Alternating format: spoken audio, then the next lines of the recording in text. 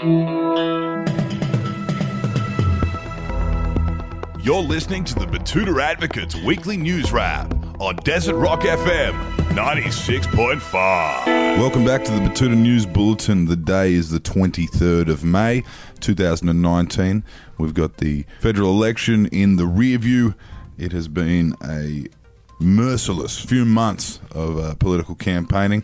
But, you know, it's done and dusted. It's exactly how we predicted it would have turned out. Now, Errol and myself, Clancy Overall, are able to write, and the newsroom is able to write about other things in the news cycle. Joined with me, of course, is Errol Parker and Wendell Hussey, the Richard Moorcroft of the Diamantina Shire. Lovely to be here, as always, but this week we'll start off with some sad news. As the nation mourned the last Prime Minister who didn't look like he hated every single beer handed to him. Yes, poor old Hawke, kicked the bucket just before the federal election. It is right, he was the last Prime Minister that actually looked like he enjoyed a schooner. Some would say he enjoyed them a bit too much at times. He did have to quit the skewies, quit going to the skewy shop quite early on in his career, but you know, when he retired from politics, he was back into it, back into the Cuban cigars. Quite a hedonist, and actually looked like he enjoyed every bit of it, unlike the politicians that have followed. Kevin Rudd looked like he would prefer a tall glass of chalky milk, and Malcolm Turnbull actually looked like he'd prefer a Pinot Grigio. I think that Kevin's drink of choice when he was in charge of this country, I think he used to drink a strawberry mauve. Anyway, it was a sad day, and even though the Labor Party had Hawke euthanized just in time for the election, it wasn't enough to get them over the line. So we'll move along. Yes, everyone did think it was a foregone conclusion until ScoMo somehow managed to pull out a real captain's knock.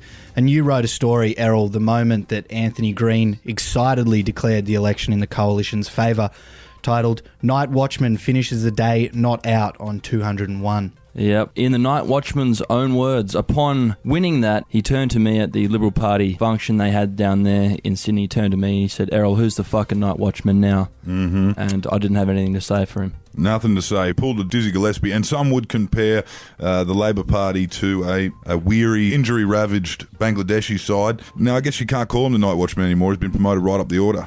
No, I'm not sure what we're going to have to call him now.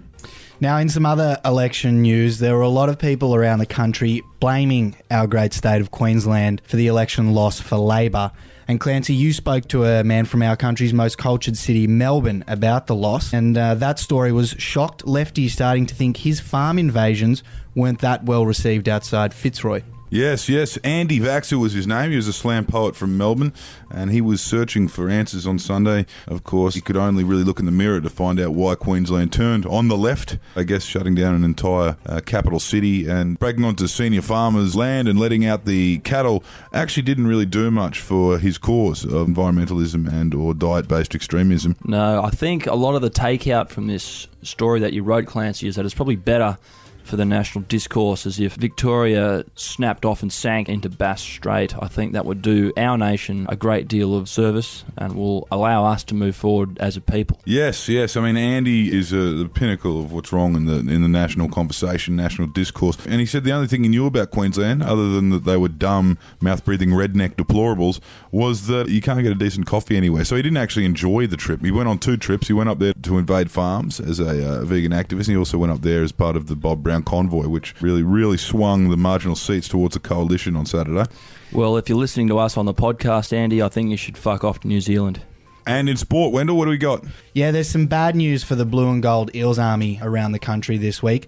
After the botched election results, Newspoll came out doubling down and predicted Parramatta will comfortably win the NRL Premiership. Yes, the pollsters are backing a donkey again, a lot like the old Nielsen rating system. I don't know if you can really base any kind of national consensus or any kind of survey results on the feelings and the opinions of the last few people that own landlines, but Newspoll have called it. They think the Eels are bringing it home this year. Well, Clancy, you have to feel sorry for the Eels fans. I mean, they've just, as a club, experienced bed shit after bed shit. I mean, it seems as if everyone who has any responsibility in that club has merely gone into their bedroom, into the club's bedroom, I should say, pulled back the covers, pulled down their pants and done a huge shit in the sheets.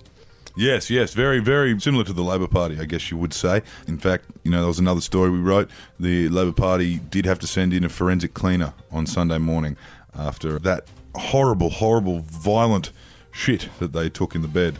And on that note, I think that's pretty much the news wrap for this week. Thank you for tuning in. Enjoy the post-election period, and we'll be back at it again next week. See you next week. Look after each other.